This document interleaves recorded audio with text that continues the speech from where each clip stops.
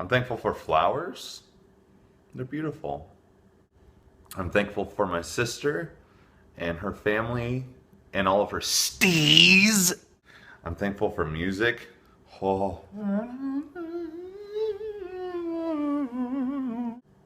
I'm thankful for the two guys on the highway driving home for Thanksgiving when I honked shaving a haircut.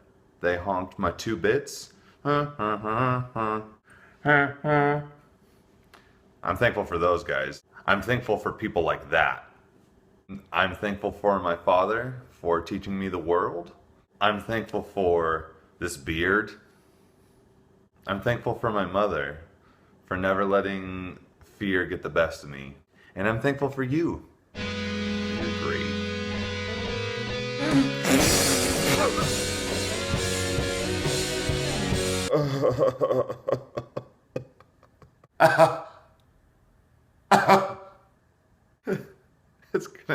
It's gonna be okay. It's gonna. I hope it doesn't seem like I'm unprofessional because I'm wearing a sweatshirt. It's cold, and I've been crying because of Pixar movies. Hi.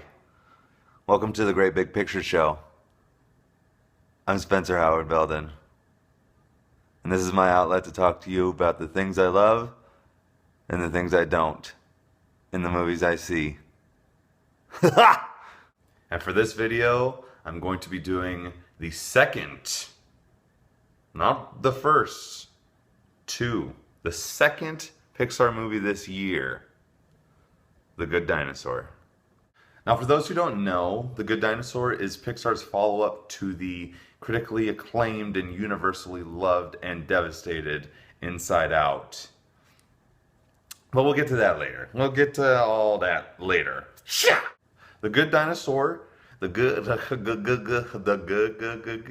Good Dinosaur follows Arlo, the youngest of 3 siblings of dinosaurs to a dinosaur family in a world where the asteroid that killed the dinosaurs never hit Earth. And as per usual, Pixar has taken such a small concept, such a simple, ingenious concept, and unraveled it to lengths that are equally emotional, funny, thrilling, and beautiful to look at. But beautiful to look at. You gotta be kidding me right now. I would have no issue with saying that this is one of Pixar's most gorgeously animated movies to date, if not their most gorgeously animated movie to date. Vistas and scenery look as though if you took the characters out of it, it could double as a postcard for any of the great tree or mountain states in our great land of America. The attention to detail, shadows, and texture give us a world that's more than extremely vibrant and lush. Ugh. There are many sequences where our main characters are traveling and they are just montages of these valleys and scenery that Pixar has created, and it's almost as if they're showing off. It's incredibly beautiful to look at, and if you have a chance, please see it in 3D. You will not be sorry. You will not be sorry. Now, one of the most enjoyable things that have always been a part of any Pixar movie is that they give us one of these very clever and ingenious ideas to follow, but we forget that there's an actual story. There's a 2-hour movie that we're going into. Because we're so focused on the idea, it's very, very clever, whatever it happens to be. But the nice thing about Pixar movies is that going into that, we also know that they have the story to back it up. And this movie's no exception. It's very interesting to see what they do with the concept, and it goes to places that remain very warm-hearted and true to Pixar's strengths as a storytelling champion.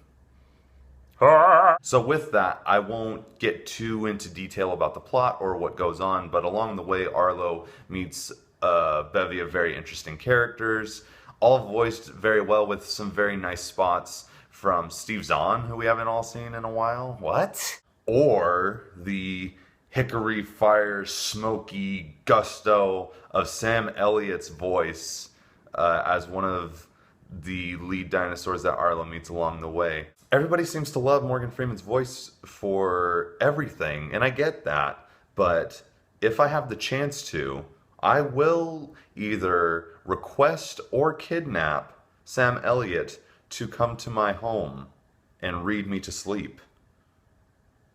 If you're out there, I will find you, Sam Elliott. The driving force through the story ends up being Arlo and this small human boy named Spot, who he ends up running into, who I'm sure if you've seen any of the advertising, it's them too. They're front and center. The movie uses their relationship that grows and grows throughout the film to really develop the idea and topic of fear in our world, with how big and dangerous it is, especially in a world that is inhabited mainly by dinosaurs. And as far as a Pixar movie goes, it's never willing to shy away from the dirty stuff in the whole wide world. We have a movie that has hallucinogenic drug use, kind of, a little bit, and a whole speech that includes the line, "I drowned him in my own blood." That's metal, dude. Now, that's not to say that this movie isn't accessible for kids. I would actually almost argue that The Good Dinosaur is the most kid-friendly Pixar movie that has come around in the last 3 or 4 years, considering the likes of Inside Out or WALL-E or Up, with those stories being so mature and appreciative by adults. Is that right?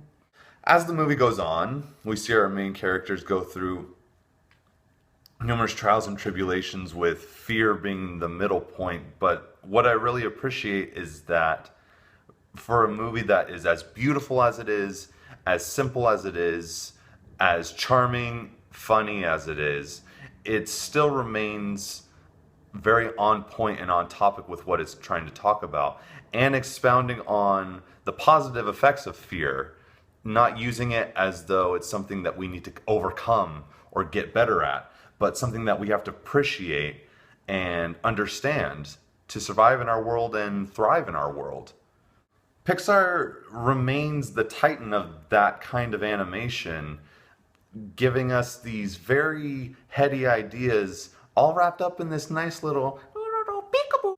Which brings me to my last kind of thought, where I can imagine that most people going into this are going to be holding it very firmly up against Inside Out.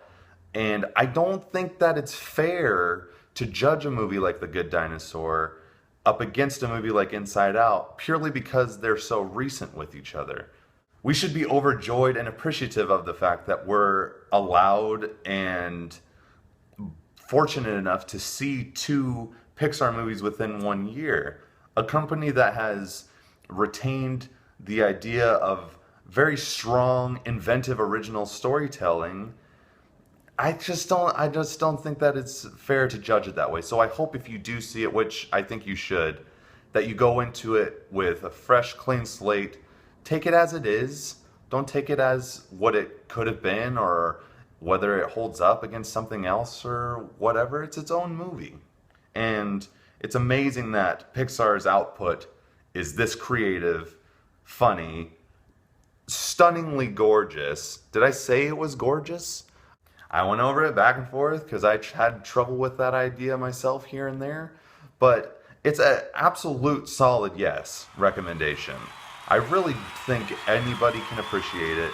I think that it is a nice dichotomy to the complexity of Inside Out. It's a much more straightforward kind of animated movie, but not lacking in any depth or heart or humor or any of the inventive, creative, imaginative storytelling that you know and love by Pixar.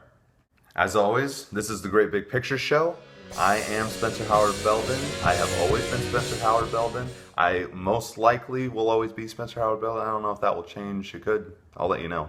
Please like, share, and subscribe all of my pages.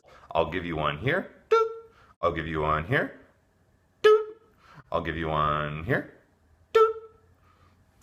Please have a good day. Please have a good night. And please hug somebody, especially after you punched that guy at Black Friday yesterday, which I know you did. I saw you. I was there. Please just go and hug someone to make up for it. Even it out. Send a little good into the world, okay? Mwah.